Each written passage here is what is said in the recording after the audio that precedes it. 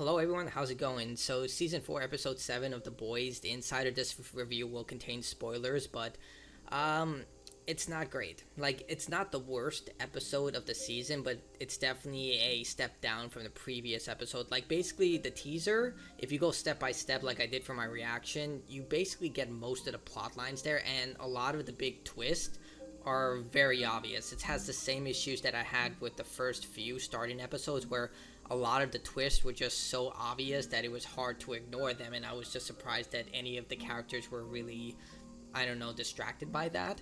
So, what is the focus of this episode? It's Christmas time, and that kind of takes a back burner. It's not actually the central focus. In fact, it doesn't really play a part, only on certain elements, and it's mostly focused on Ryan and him trying to remain connected to his mother. So Christmas was a big deal for him and his mom, and as Homelander is trying to mold him into being more like him, there is a scene where Billy somehow is able to get a present to Ryan, which is really strange, all things considered. He's the son of Homelander. You would think every present would be vented. Like, he literally gets the present up to the penthouse where Ryan is staying, and somehow he's able to get this picture of Becca, um, Billy's dog. I can't remember Billy's dog's name, but Billy, Becca, and the dog before the whole situation with Homelander happened. But Becca is not present in this episode. We see that Joe is trying more than ever to try and take control of Billy. It's not really sure why Becca is not here. Maybe Joe is just taking more control of him, but we also see that Billy is starting to lean more towards Becca. In fact, one of the big shocking elements is he just comes to the boys and just tells them everything. He tells them how he kidnapped Victoria's, is he her husband? Well, her boyfriend, and a father to her child, basically.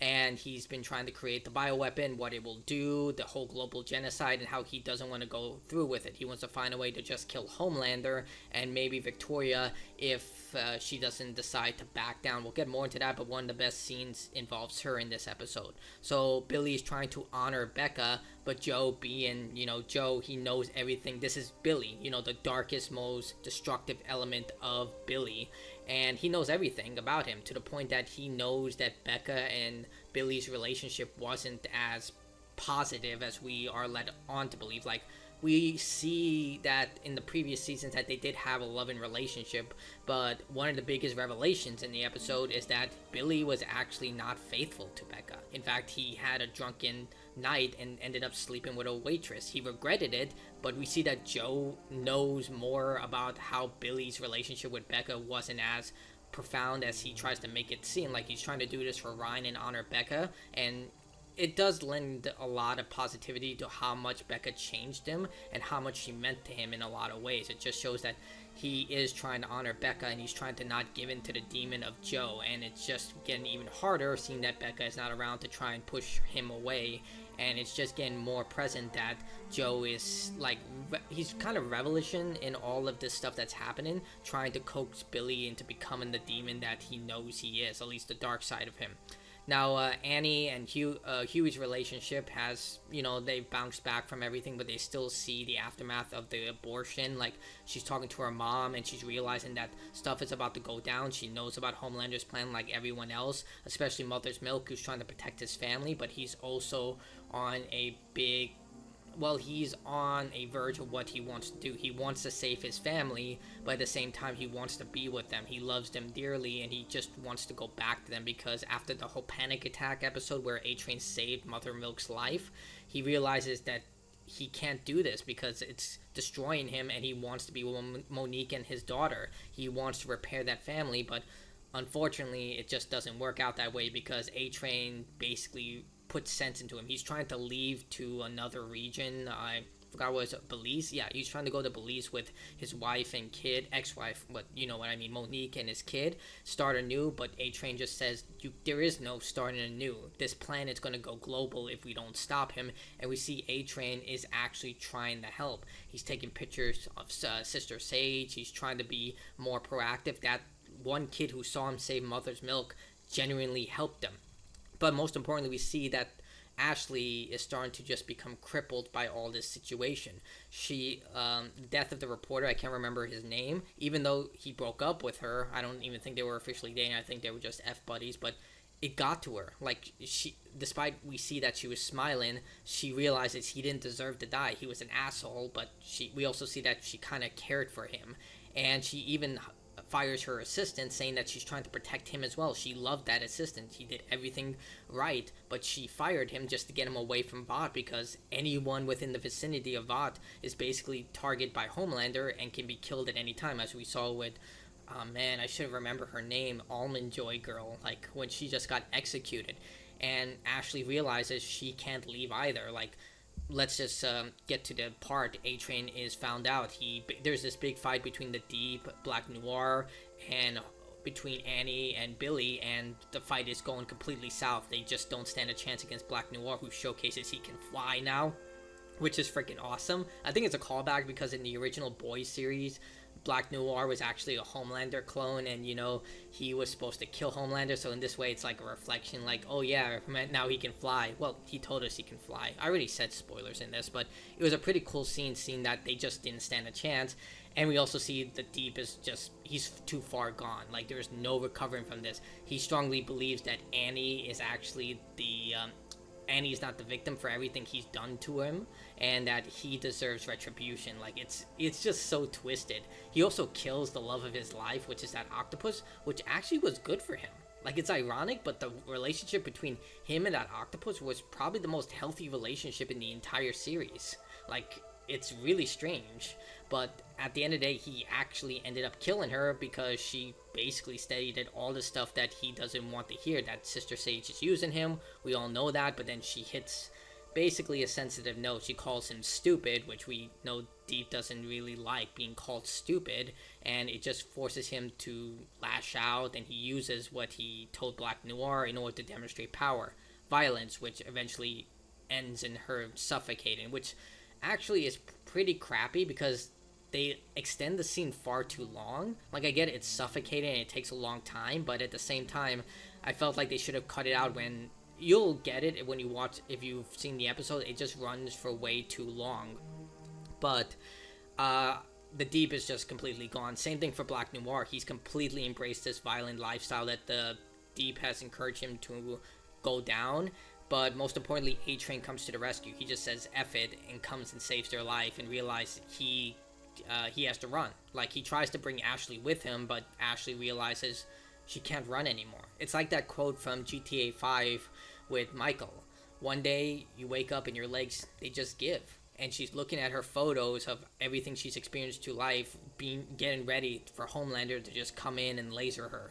I guess she's like accepted her death, but it really reminds me of that quote. She just can't do it anymore. She's getting drunk in the middle of the day. She's doing nothing. She's not even the CEO of the company. She's just a mock mascot.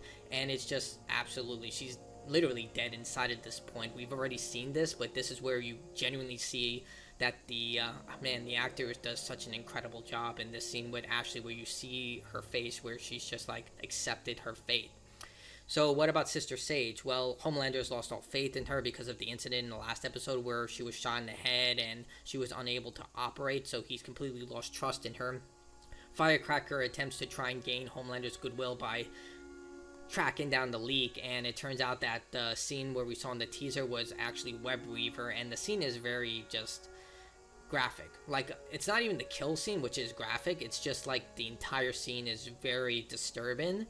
And even Firecracker is just alarmed about the brutality that Homelander just demonstrates when he kills. And Sister Sage just reveals her entire plan during the ending, where she just reveals, yeah, I knew A-Train was the leak. I mean, I kind of questioned that, but I guess I was the stupid one. I'll take that L. Like, I was the stupid one. She was obviously aware that A-Train was the leak, and she was feeding him false information in order to push Butcher and the boys off their lead.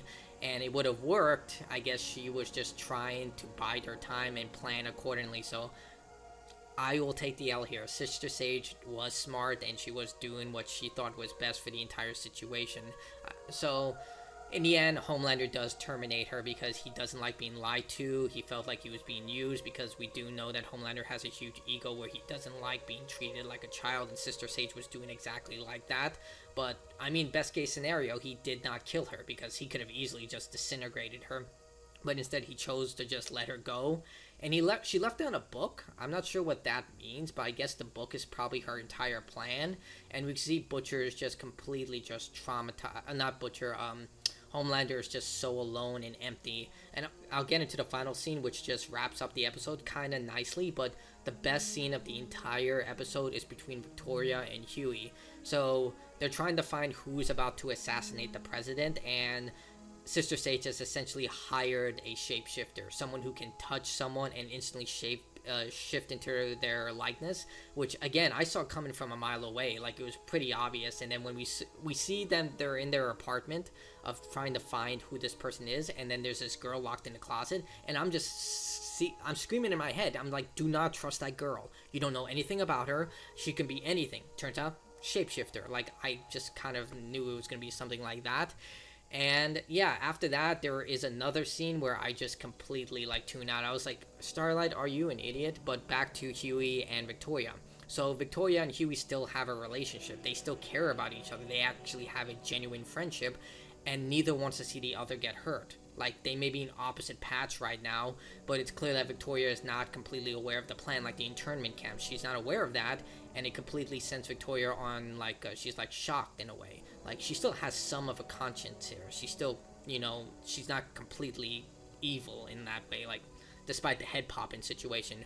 But we also see that she still really much cares about Hughie, and even offers sympathy for his dad's death. So it's clear, like, she cares about him and he cares about her.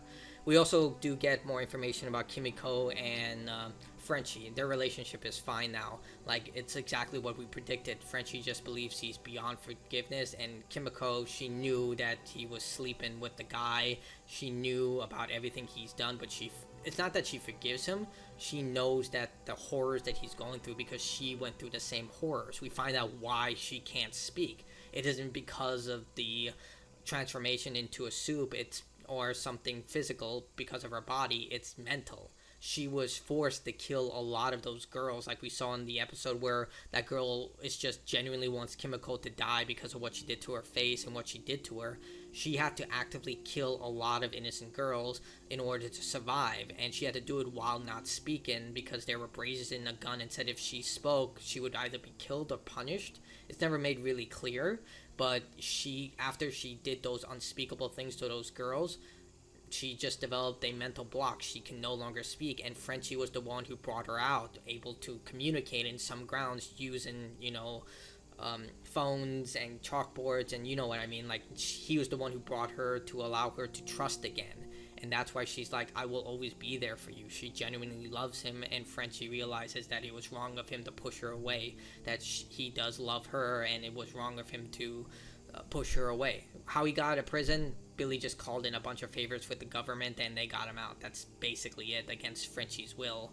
And the reason he brought him out is because he's trying to force Victoria's husband to make the virus and keep track of it, because Frenchie's the only chemist that he knows that can actually keep track of what he's doing, and that's the whole plan. Unfortunately, the guy, of course, decides to double cross them. He's been sawing his handcuffs, and then he injects Kimiko with it, which turns out he was able to replicate the virus. Unfortunately, it almost kills Kimiko. He's able to sever the limb before it happens, but then he escapes, which I don't really know how he would escape, because he only has one leg, and I feel like Billy or any of them would be able to catch him relatively easily. It's not like you can get far on one leg, especially in the fact they're in the middle of nowhere. Like, they're in the middle of a farm. It's winter. He's not exactly dressed for it, so either he freezes to death, dies from exposure, or I'm gonna guess there are animals, at least in the forest, like wild dogs or something out there that will eat him, because, he's vulnerable, but, what do I know? Like, it's just another thing that I nitpick about, but I feel like that's a actual good nitpick, because you have one leg, you're not gonna make it far. It's Christmas. We know it's winter out there. You're not gonna make it far. But nevertheless, they decide they're going to try and synthesize a virus using Kimiko's severed leg, which now contains the virus. And that's when Mother's Milk just decides he can't be with Monique and his daughter.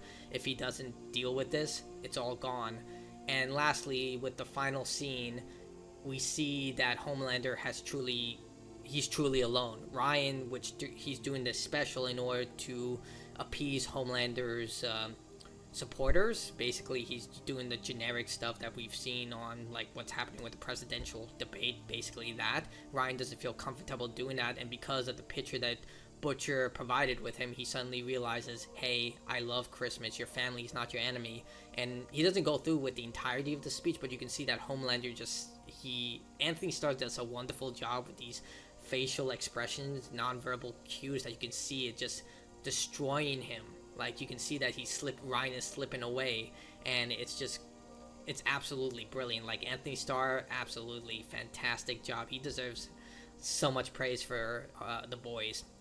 But the final thing that happens is that the shapeshifter was taking a picture with Annie at the bar when, after Black Noir and the Deep fought them, they went to a bar to recuperate. And I was just like, some girl comes up to them and said, can I take a selfie? And I'm just like, that's the shapeshifter. Obviously, she's trying to touch you. Like, we saw how her powers work. You guys saw it. She touched a woman, and then she rips off her skin, and then she's able to take on that form. And she uses that in order to drug Annie, sleep with Huey so he can let his defenses down, and then eventually steals their computer, so now she has all the information. Or it's a he, I'm not really sure. Either way, the shapeshifter has all this information. It's another one of those situations where I'm just like, really, guys? It's so freaking obvious. But I'm a bit of a nitpicker on this stuff, so the episode ends with the shapeshifter sleeping with Huey, and then eventually taking Starlight's computer in order to use it against them so she can carry out the assassination as planned. Like, even though Sister Sage has been fired by Homelander, she still has a job to do to kill the president. And we see that Annie has been kidnapped, and she's right now locked in an unknown location. But this episode, I would give it, if I were to give it a score, I would give it a low 6, like a really low 6, because everything I saw in the teaser more or less came true, and the ending of this wasn't as good as the previous ending. Like that one, when we find out that Joe is not really there and just Billy's hallucination, was absolutely brilliant, and I guess it was too much to expect that they would have done something to top that. Like, he did let slip that he is going through these episodes, but the boys are kind of dismissing it. Annie is taking notice of that because during their fight, he yells out at Joe to do what he did to Ezekiel, but he doesn't. And we see that Joe kind of has a mind of his own, because Billy collapses in a bar after hearing Ryan's speech, and it's clear that Joe is like smiling. So either this is Billy's inner demons just saying, hell yeah, this is about to happen, and he's gonna be at the point of no return, and I'm gonna take full control, or like this is like a separate entity at this point, and it's like Billy is becoming a fractured personality, and Joe might take over one day. It might be Johnny Silverhand and V in Cyberpunk 2077. But yeah, I would give this episode a low 6. Hopefully the next episode picks things up, but we'll see how things go. But not bad, but not great. So tell me what you think in the comments below. Hope you have a wonderful day. Goodbye.